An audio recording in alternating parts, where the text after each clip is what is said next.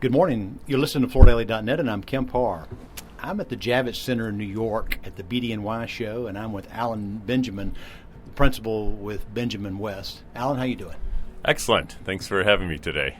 It's good to talk to you. We had done a focus on leadership with you in Floor Focus a few years ago, ran into you, and just thought I'd catch up with you about this show.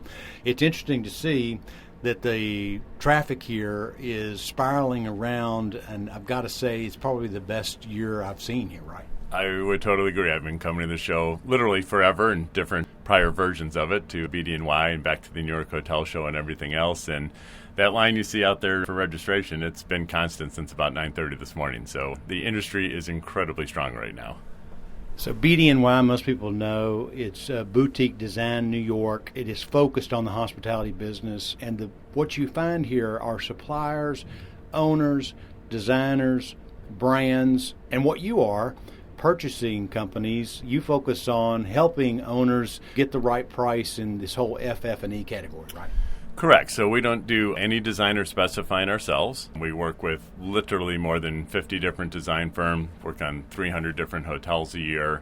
So we'll take that spec, do some competitive bidding. Then once we decide which vendor to work with, issue the PO, all the expediting, all the accounting function, bill payment, all the way through project closeout. That's our function. So we kind of act as a liaison between anything the designer can create, and currently have over 4,000 different vendors in our procurement system. All right. And you've spent your life in this business because I believe your father was in this business and he focused on sheets and towels, right? I actually go back another generation. My grandfather started a company in Chicago in 1931, and yes, you are correct, was a linen distributor. My father joined that entity in the late 50s and broadened it out into hotel furnishings. There was no literal hospitality industry per se. People used to go to department stores such as Marshall Field's to furnish their hotel. I did start there at age 8. I'm 58, so I've been doing the same thing for 50 years at this point. All right, and you do help with picking and procuring finishes, of which flooring is one of those, right? Absolutely. All types of flooring, carpet, hard surface, etc. is a very large part of what we do. Mm-hmm.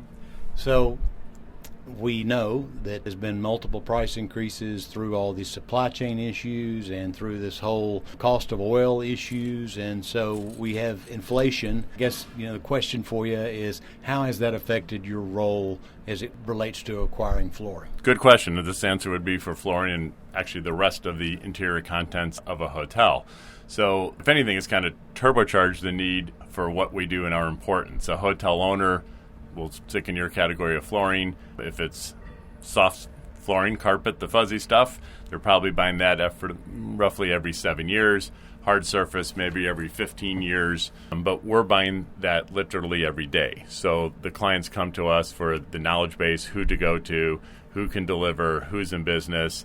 And from specific to your inflation question, we are competitive bidding 99% of what we do. If it's a very small quantity, very bespoke specification, a custom rug quantity of one for a lobby, at owner direction we might not bid that out. But all the corridor carpet, ballroom carpet, guest room, flooring, etc. is always competitive bid. One advantage owners of hotels have versus, let's say, you own an airline. If you own an airline, pretty much two suppliers that you're going to go to. You're going to buy a Boeing or you're going to buy an Airbus.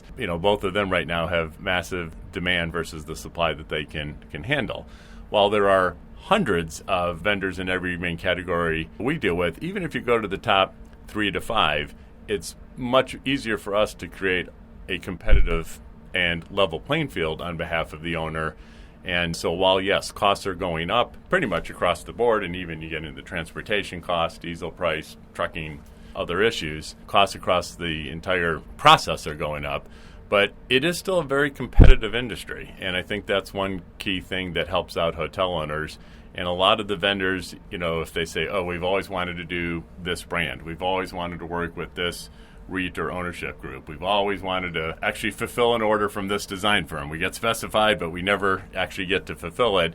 Those things all come into play along with our purchasing volume and relationships to get the owner the best possible price. Yeah, so it's not always, though, about price, because if they really want to work with, say, a Durkin or a Shaw contractor or whatever, I mean, it's kind of a blend of having that look and also getting it for the best price, right? Absolutely, and thank you for clarifying that. If someone just wants the lowest price on a spreadsheet, there's some no-name company that probably outsources everything, is not vertical, and if there's a problem with the carpet year 1 or year 2, that's not the vendor we want to go with. So what I should have said is qualified best price for the given positive attributes you want: financial stability, warranty, ability to perform, all the positive things we want from that A-list group of vendors. We do not want to go to the B or C-list group of vendors to save 50 cents a yard on a spreadsheet.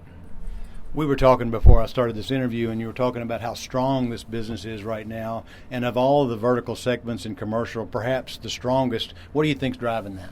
It's interesting. So there were some hotels before COVID was on the front of everyone's vocabulary. So you could have owned a hotel 2018-19.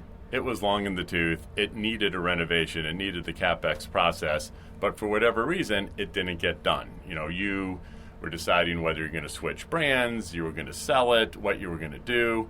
And then COVID hit, and you had, let's say, from March of 20 till all of 2021, where certainly very few owners had the balance sheet and financial wherewithal to proceed.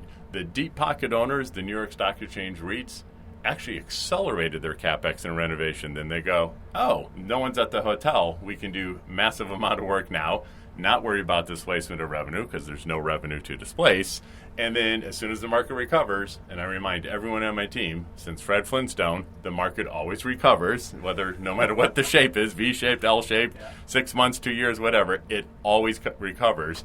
And when the market recovers, the owners that were looking down the road and had the balance sheet to do it, did the big renovation. That's great. So right now, just a couple of trends if you want to hit on them. I mean, I'm seeing, just walking the show, seeing textures. I know sound abatement is an issue with owners, and then you're seeing a lot of biophilia. Is that kind of what you're seeing walking around?